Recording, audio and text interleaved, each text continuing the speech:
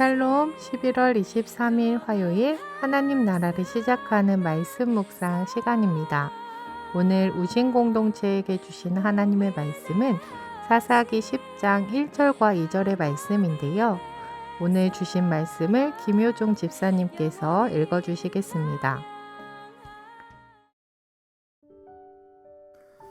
아비멜렉의 뒤를 이어서 이사갈 사람 도도의 손자 부하의 아들 돌라가 일어나서 이스라엘을 구원하니라. 그가 에브라임 산지 3일에 거주하면서 이스라엘의 사사가 된 지 23년 만에 죽음에 3일에 장사되었더라. 아멘. 오늘 본문의 사사는 사사기의 12명의 사사 중에서 소사사 중에 한 명인 돌라라는 사사입니다. 사사 돌라에 대한 성경의 분량은 오늘 읽은 본문 딱 2절에만 기록되어 있습니다. 그동안 저도 사사기를 읽거나 할 때 휙 지나가면서 보았고 사사 이름을 외울 때 들어가는 한 사람 정도라고 기억하고 있었습니다. 그런데 이번 하나시를 준비하면서 사사 돌라에 대한 궁금증이 들었고 그 은혜를 함께 나누고자 합니다.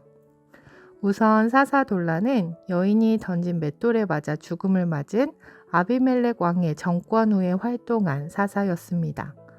형제들의 피 위에서 시작된 아비멜렉 왕은 3년 동안 이스라엘을 다스렸는데 그 짧은 기간 동안 요담이 경고했던 것처럼 아비멜렉을 왕으로 삼았던 세겜 사람들과 갈등과 전쟁이 있었고 이스라엘은 그 둘의 분쟁과 갈등으로 인해 점점 피폐해졌을 것입니다.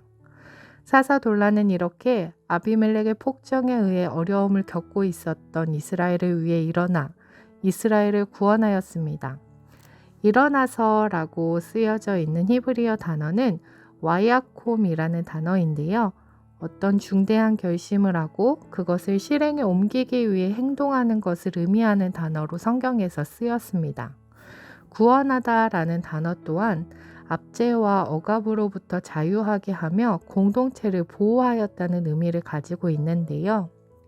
이처럼 사사 돌라는 하나님과 이스라엘을 위하여 결심을 하고 행동한 자였으며 이스라엘을 이방 나라에 대한 억압으로부터 자유하게 하며 이방신으로부터 이스라엘을 보호하는 사역을 했던 사사라고 볼 수 있습니다.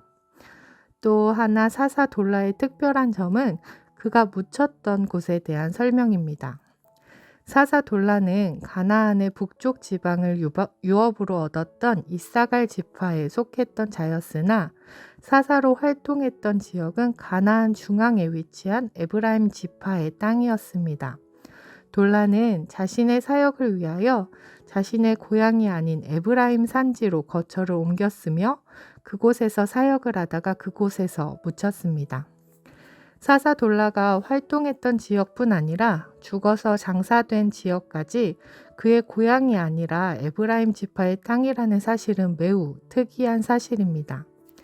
야곱의 장래가 이집트가 아닌 막벨라 굴에서 이루어진 것처럼 히브리적 풍습으로 볼 때 한 사람이 죽은 뒤에 자기 고향에 묻히지 않고 다른 지역에 묻히는 것은 매우 이례적인 일이기 때문입니다.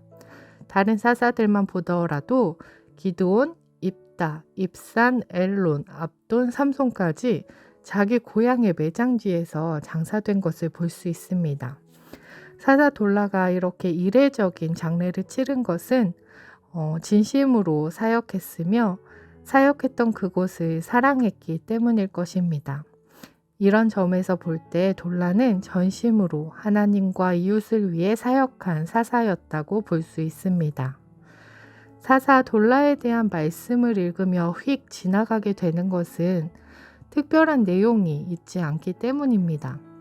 어떻게 보면 평범한 삶을 산 사사라고 볼 수 있습니다.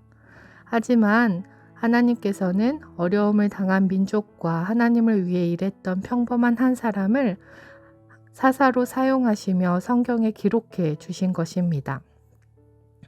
우리도 사사 돌라처럼 하나님과 이웃을 위해 사는 하나님 나라의 자녀들이 될 수 있길 소망합니다.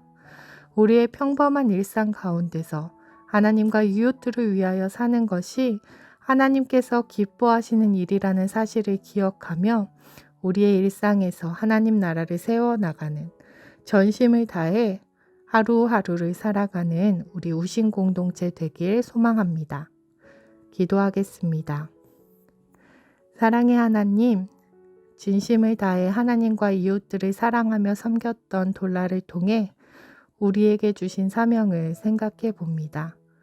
우리에게 허락해 주신 삶의 자리에서 하나님을 사랑하고 이웃을 사랑하며 나에게 주어진 하루하루를 최선을 다하며 살아가는 우신 공동체 되게 하옵소서. 예수님 이름으로 기도드립니다. 아멘. 더 깊은 묵상 시간입니다. 하나님께서 주신 내 자리에서 오늘 하나님과 이웃을 위해 내가 할 수 있는 일은 무엇인지 생각해보고 오늘 하루 실천해 보면 좋겠습니다. 더 깊은 묵상 자리로 나아가겠습니다.